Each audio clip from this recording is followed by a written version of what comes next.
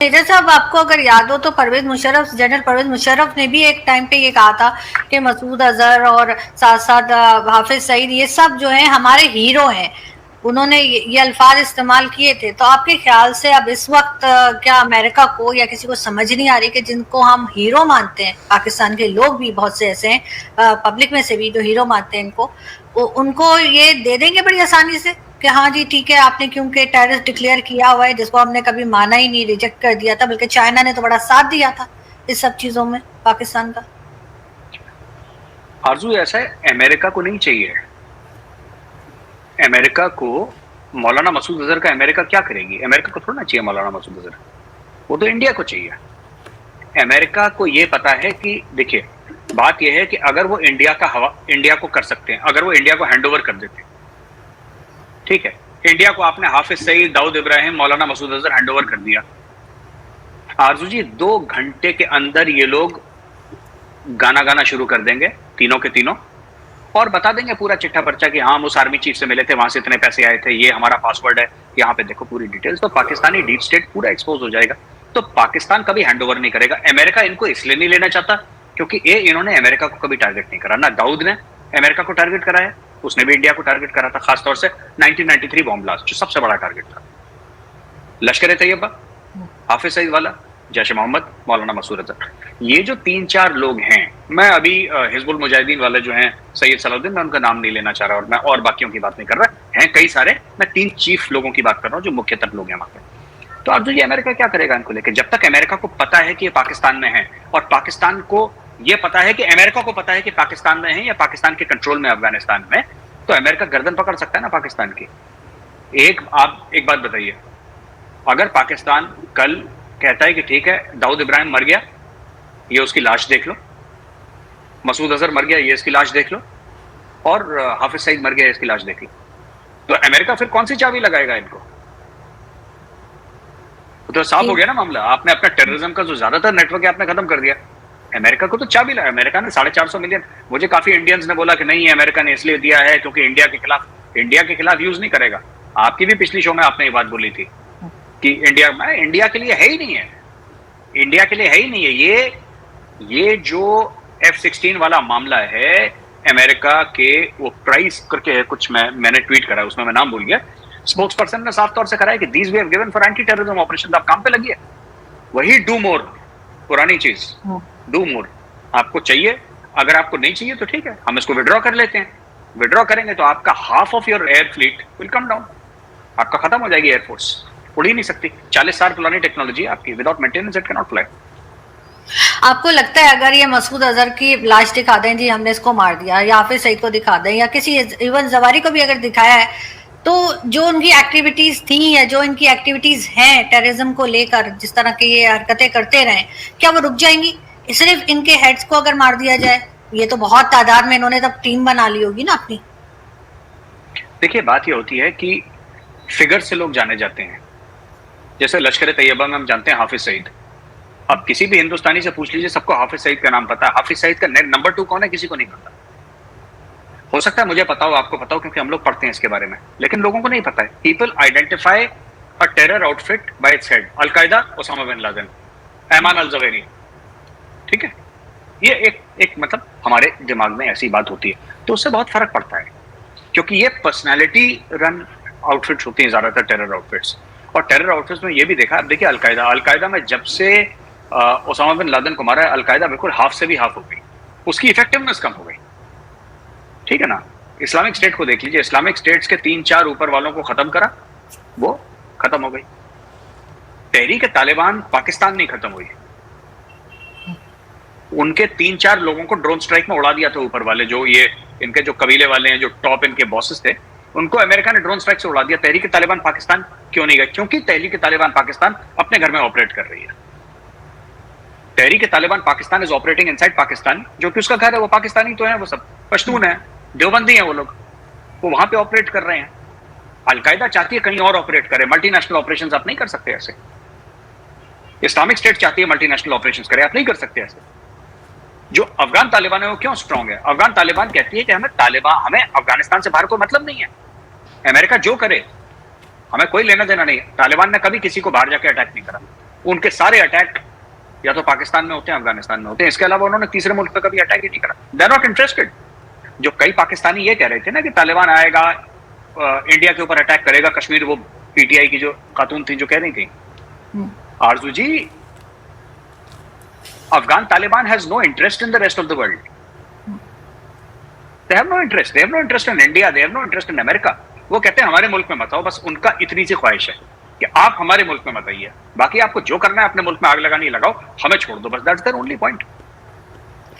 नहीं, आप बिल्कुल ठीक कह रहे हैं, मगर अगर हम साथ साथ ये बात करें कि क्या पाकिस्तान कह देगा कि यहाँ पर मसूद अजहर नहीं है, अफगानिस्तान में है, अमेरिका यकीन कर लेगा, इंडिया यकीन कर लेगा, या इंडिया की अपनी भी तो कोई इंटेलिजेंस होगी ना, क्योंकि आप लोगों के ज्यादा नुकसान हुआ है।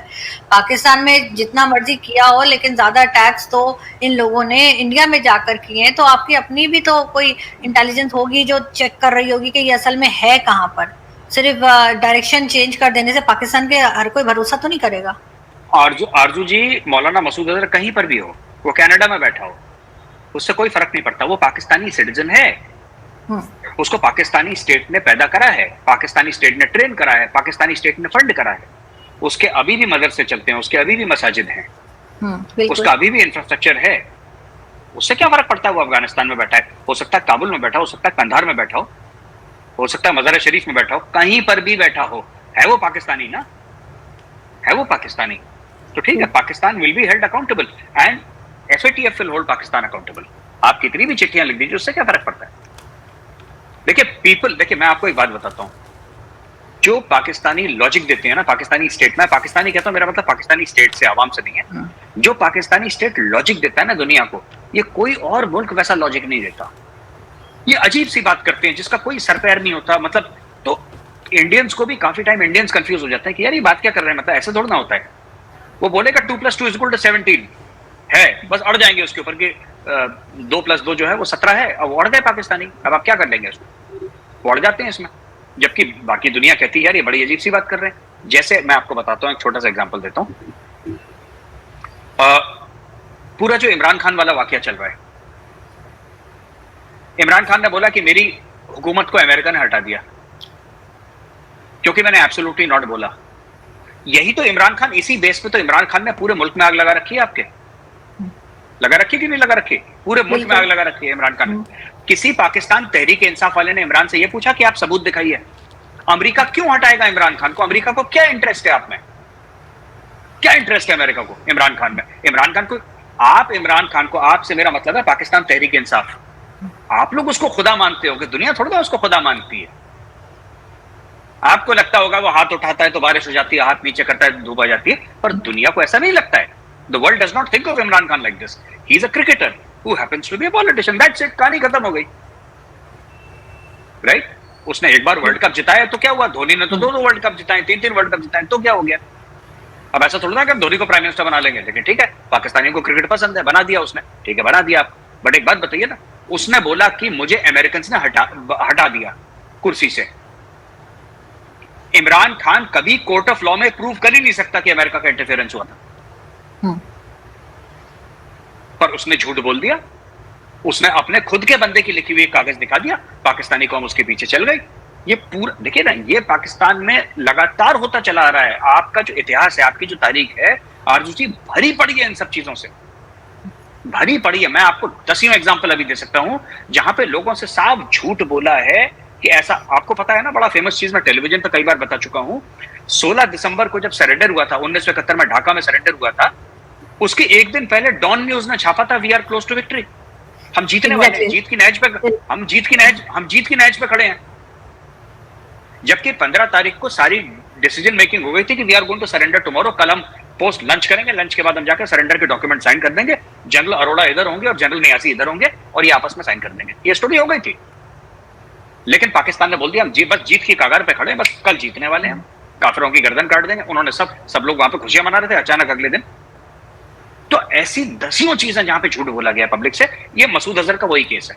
दोस्तों जब तक पाकिस्तान मतलब कि डोनाल्ड ट्रंप की गोद में खेलता रहेगा ना, तब तक ये पाकिस्तानी टेररिस्टों पर मतलब कि कोई बैन नहीं लगेगा, क्योंकि भाई अमेरिका का चहेता बन चुका है पाकिस्तान, जो कि बात सच है।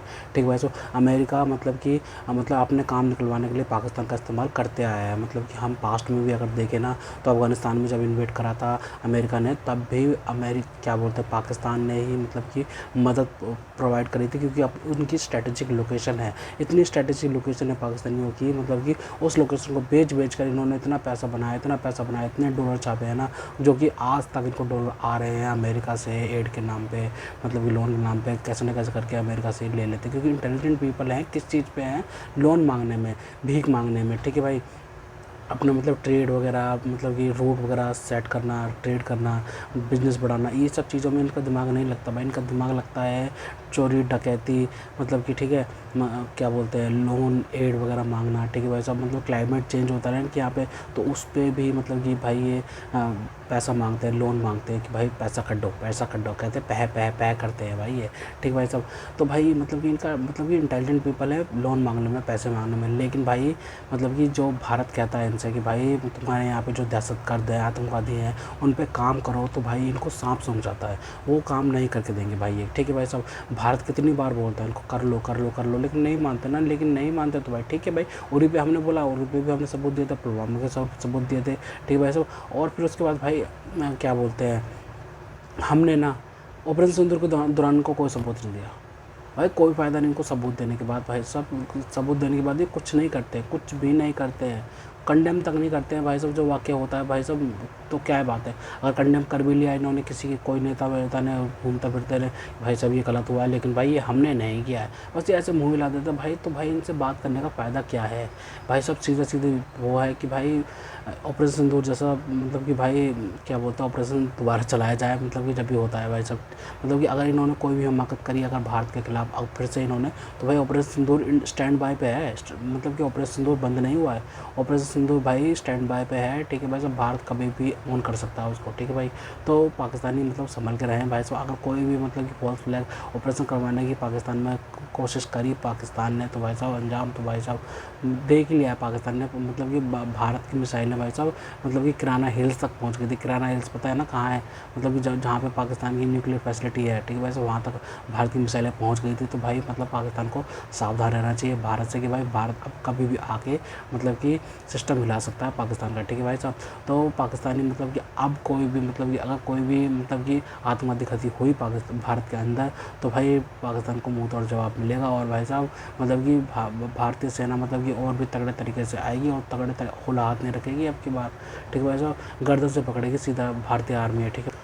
एफएटीएफ की इनकी ग्रे लिस्ट में मतलब कि भारत ने पहुंचाया था, लेकिन भाई साहब कैसे न कैसे करके जुगाड़ लगा के ना भाई साहब ये बाहर निकला है। क्यों बाहर निकला है? क्योंकि भाई अमेरिका का इनको सपोर्ट है। अमेरिका को मतलब कि बहुत ज़्यादा ज़रूरत है पाकिस्तानियों की।